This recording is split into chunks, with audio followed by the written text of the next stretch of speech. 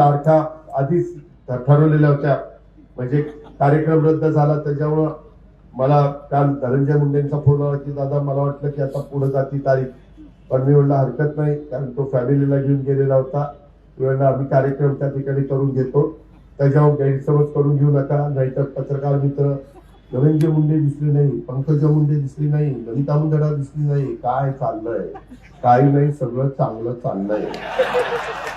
त्यामध्ये आम्ही एकमेकांशी चर्चा करून ह्याच्यात माझं काय म्हणणं आहे, तुम्ही ज्या गोष्टीला महत्व द्यायचं त्याला द्या ना, पण ज्याला ते महत्व देऊन त्याचा काही उपयोग नाही, तुम्ही कामाला महत्व द्या, इथल्या डेव्हलपमेंटला महत्व द्या.